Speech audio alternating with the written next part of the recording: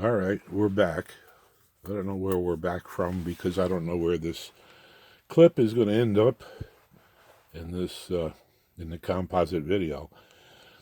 But let's just run through it.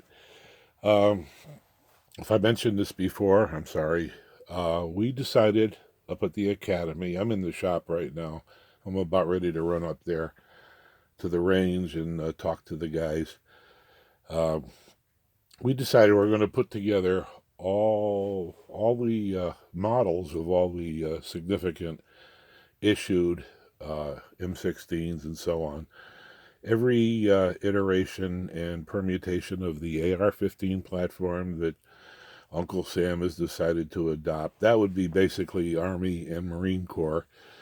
So I've come up with 11 of them, starting with the XM16E1, which I know and love because I carried one constantly for a year in the Central Highlands, far away.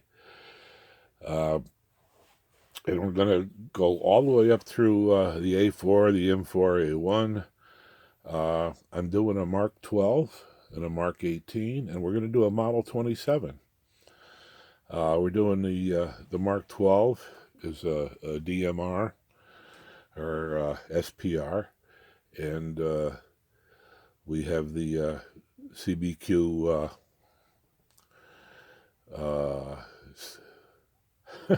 CQP and CQC Mark 18.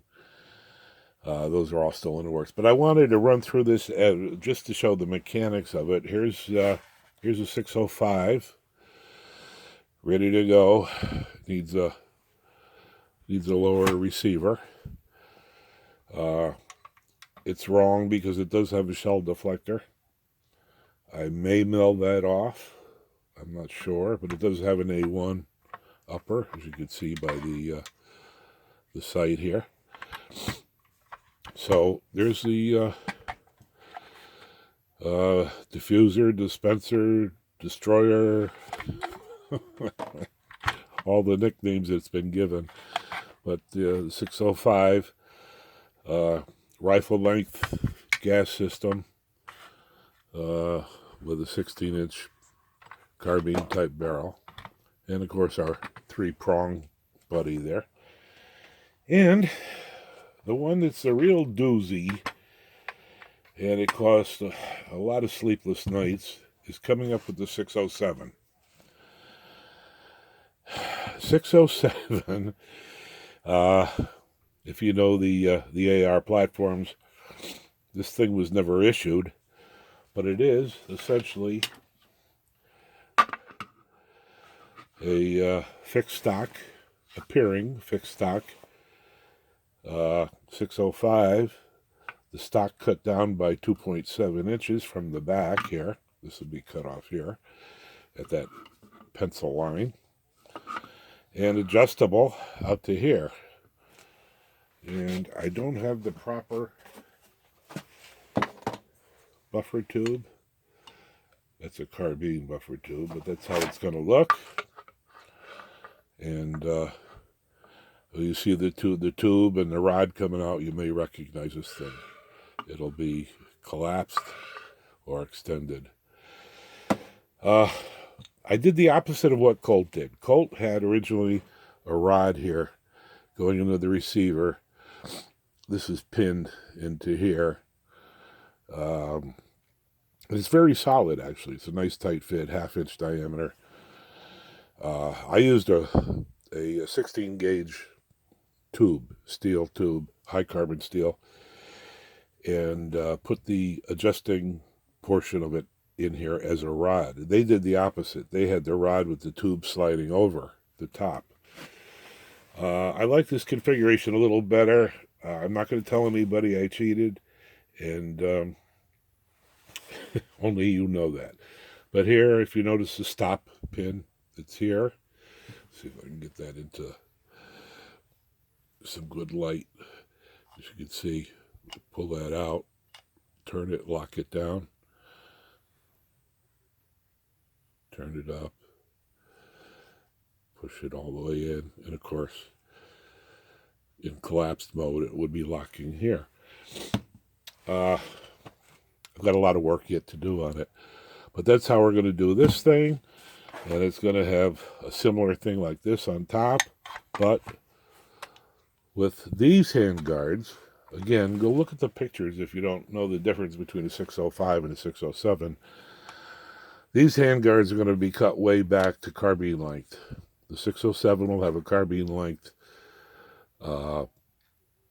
front sight and a gas port and a shorter barrel. Now, the one thing I'm not going to do, and again, this is for show and tell for the guys up there. This is more or less a museum. The guns will be used, but they're going to be wall hangers, and it's going to be just for demo and educational purposes. I'm not going to apply on the 607 for an SBR. I don't want to go through NFA and ATF paperwork and all that. So what I'm going to do is it's going to be the barrel on this guy is going to be 16 inches. It wants to be 15. I'm sorry. Yeah, I think I got that right. Or 11. Well, I forget. But I'm going to put a slip-over flash hider on it. I think I have one here. I may or may not have one here.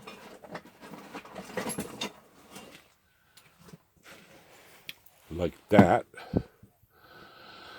So, with the barrel being too long, with this thing on it, it's going to shorten it by 4.5 inches, or appear that way.